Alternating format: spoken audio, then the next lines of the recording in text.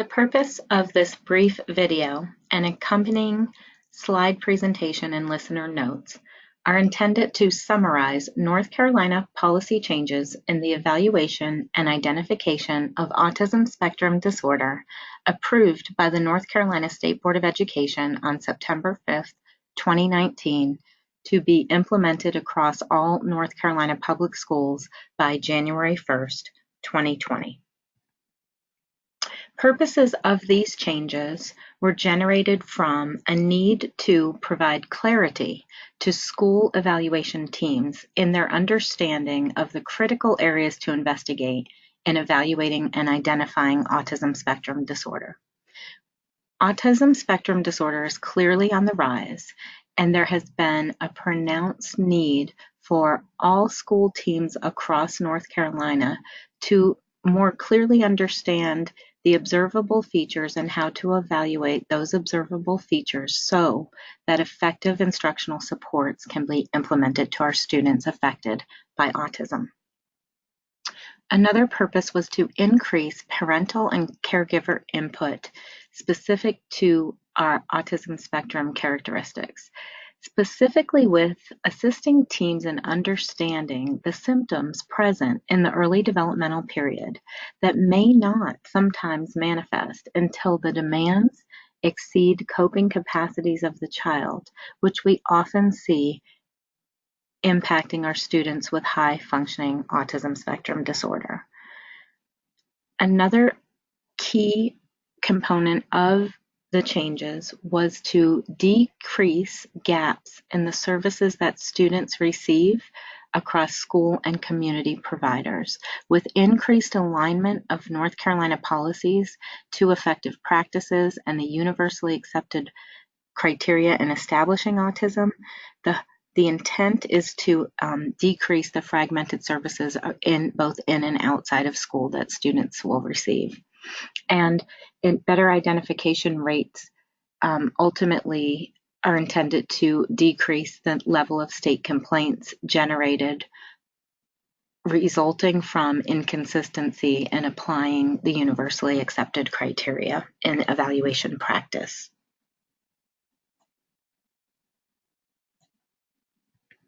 In the state of North Carolina, there are 14 areas of eligibility through which a child can obtain an educational classification and receive special education services. Of the over 1.5 million students in North Carolina public schools, as of April 2019 child count data, over 206,000 of those students are identified as requiring special education as defined through the IDEA in one or more of the areas that you see on this slide.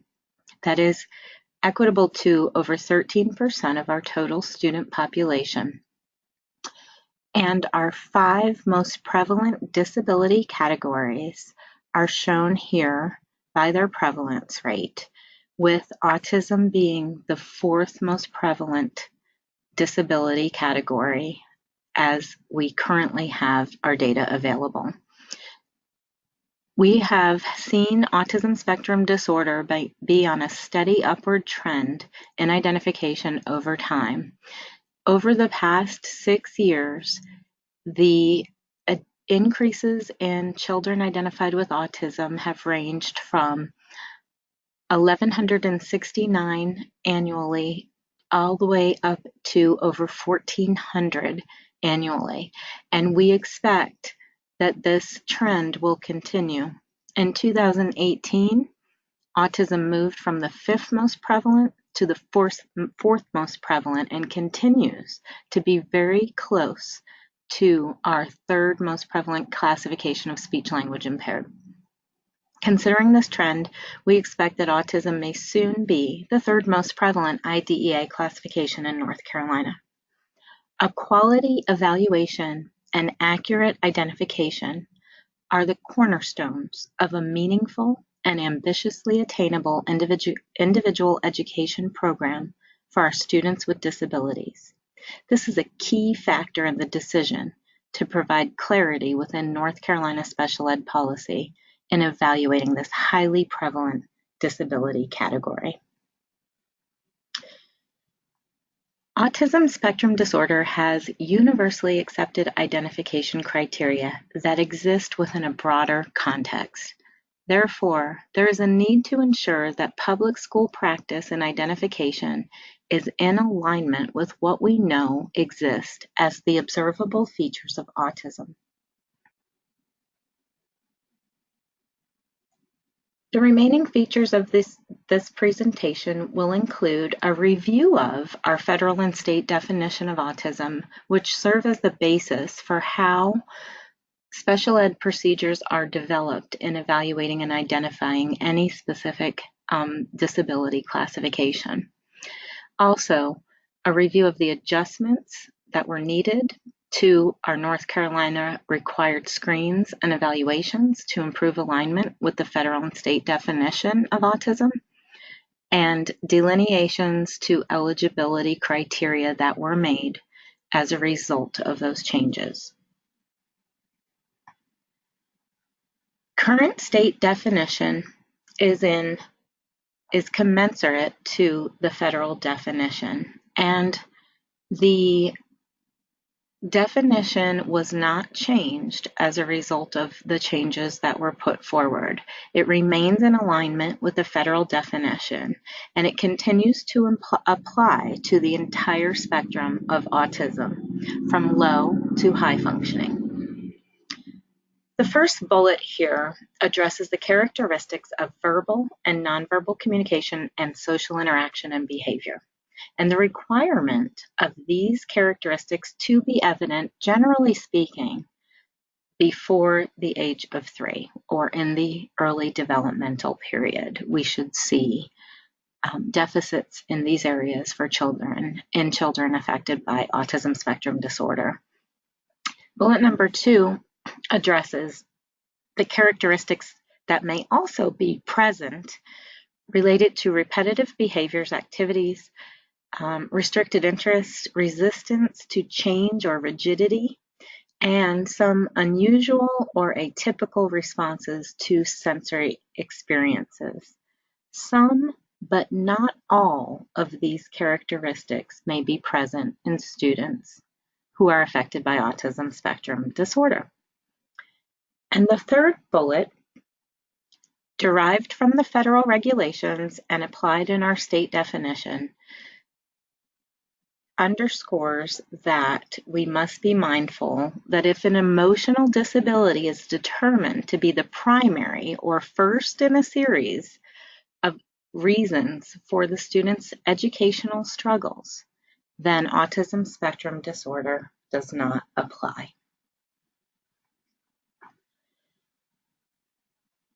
Given those characteristics that our federal and state definitions provide,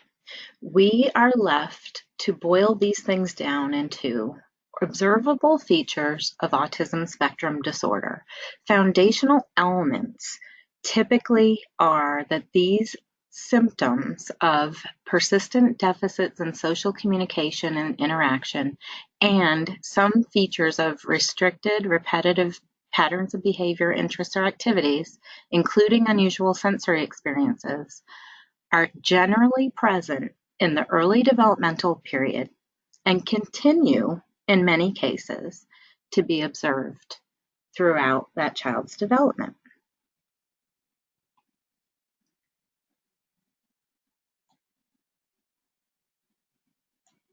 This slide summarizes the approved additions and modifications to North Carolina policy and how we evaluate for autism spectrum disorder. The additions that were made to the evals and screens consisted of a motor screening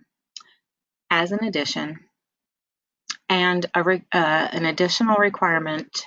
to have a sensory processing evaluation completed to further investigate those areas around core features related to that could potentially be related to unusual atypical sensory experiences and some of the other pieces of restricted repetitive behaviors and rigidity.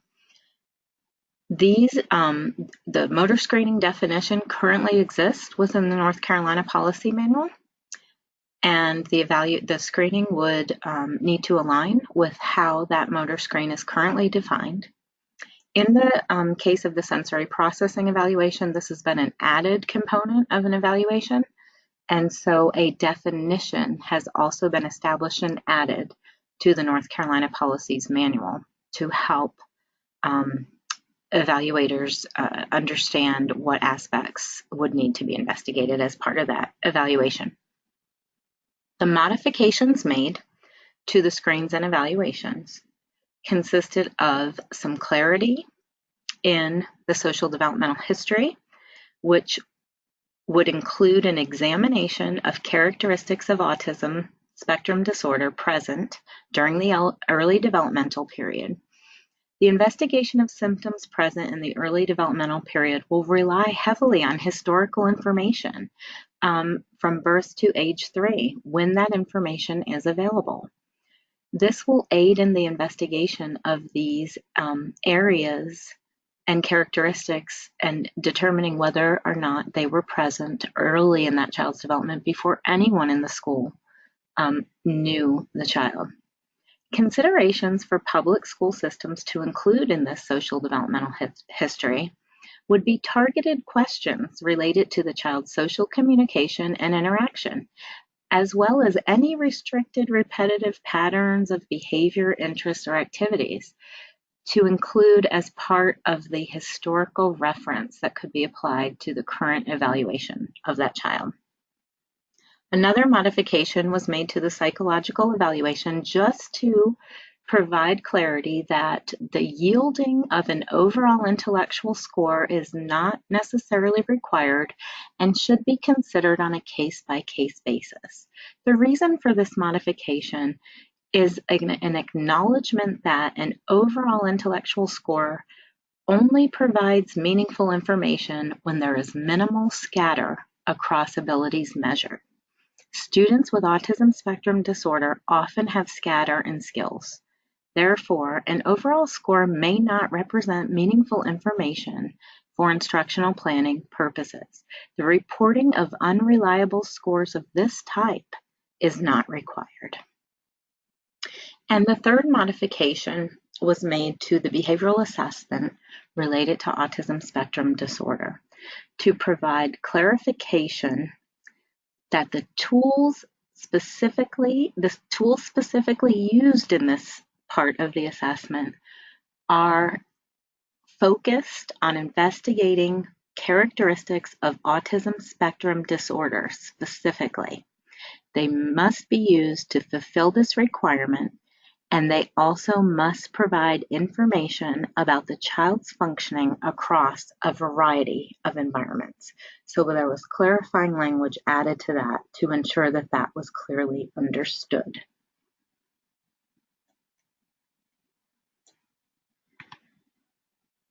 This slide provides the definition related to that behavioral assessment, and it also point out that this definition will also be added to the definition section of the policy manual, and provide some clarification that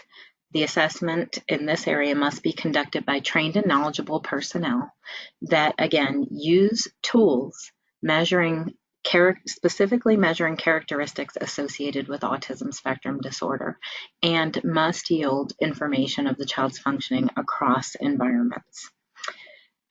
Also, the tools used in this component of the evaluation may include an individually administered instrument that assesses the range of characteristics associated with autism spectrum disorder. The other definition that was added was what I referenced earlier, the sensory processing evaluation. So this, because it's an additional required evaluation, there has been a definition for practitioners involved in that evaluation to understand the components that would be included, that would be led by a licensed occupational therapist, and would be directed, the data collection and information that's gathered within that evaluation would be directed by that professional. In this table, there is a summary of the changes provided. This visual example of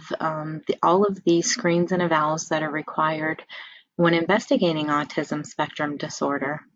provides you with a good visual of what actually has been changed and what has remained the same or been slightly modified. This visual should underscore that the changes made were minimal and they were designed really to provide clarity to IEP evaluation teams in their focused investigation of this disability and to build on existing practices that were already part of the requirement, but possibly not as clarified as they needed to be in existing policy. And to summarize the eligibility criteria components of the policy changes, this visual is intended to provide that the policy changes really only affect prong 1 decisions, and prong 1 is specific to establishing the disability type. There have been no changes made in the requirements for the IEP team to determine adverse effect and need for specially designed instruction. So the existing eligibility criteria for prong 1 that we have had to work with has been determined to be a bit ambiguous with the way that the language is laid out to indicate that a child must demonstrate at least 3 of the 4 characteristics. The concern has arisen that this criteria language could lead to potential inaccurate identification and possibly false negatives or inaccurate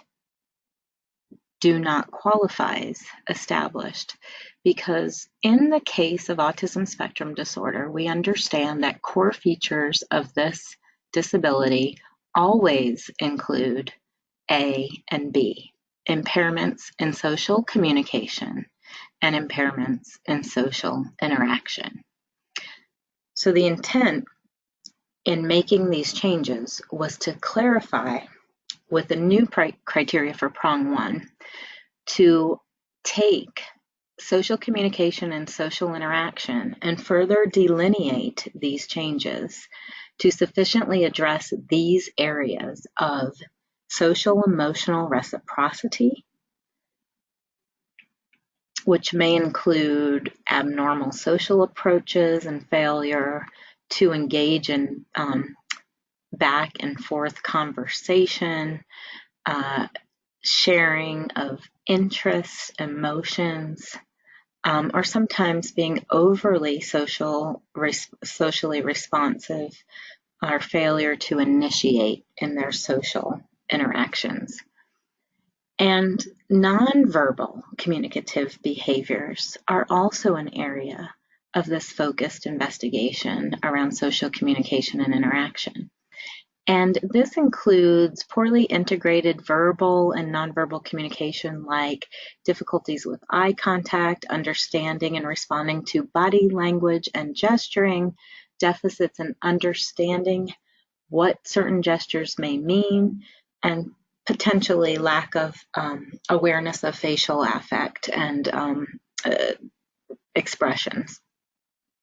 In addition to this, the focused investigation around relationships in and around developing, maintaining, and understanding relationships, which may include difficulties adjusting behavior to actually suit various contexts socially, and having a difficult time in sharing in play, making friends, and sometimes possibly having an absence of interest in peers. So just some examples of these areas that should be more clearly delineated on how we would investigate social communication and interaction, and to find that we must see deficits across all three of these areas, either currently or by historical report. And this is where some of the information that comes forward in the social developmental history and understanding that child's how that child presented in the early developmental period becomes so critical. In the other aspect of establishing disability around the features related to restricted repetitive patterns of behavior, interests, or activities, our former C and D are summarized here by these four focused areas to investigate around this part of the observable characteristics. Whether there are different types of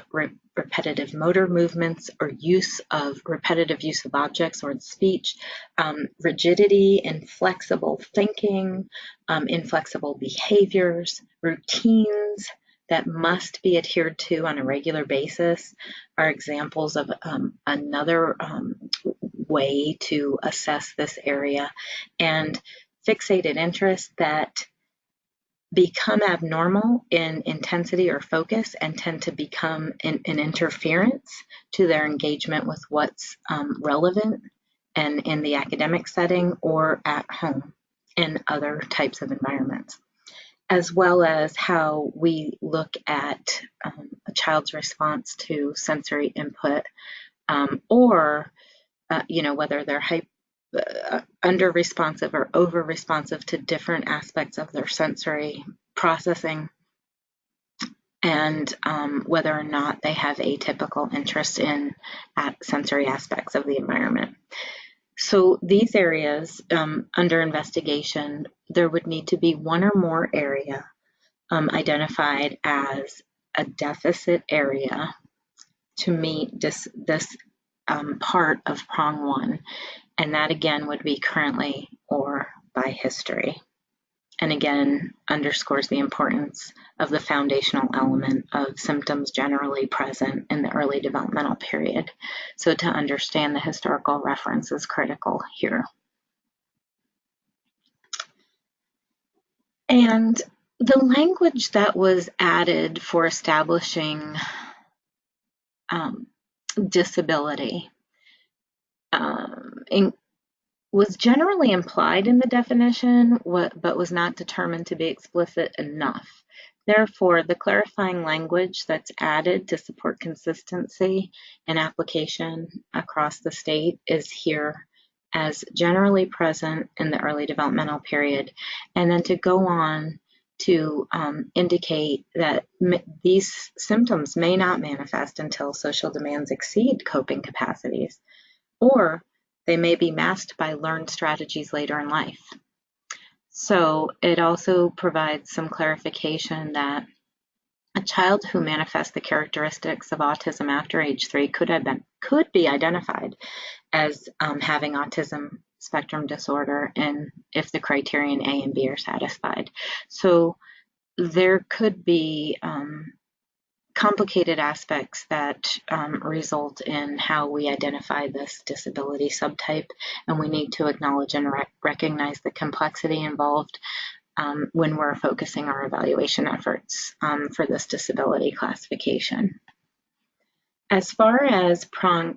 establishing adverse effect and need for specially designed instruction,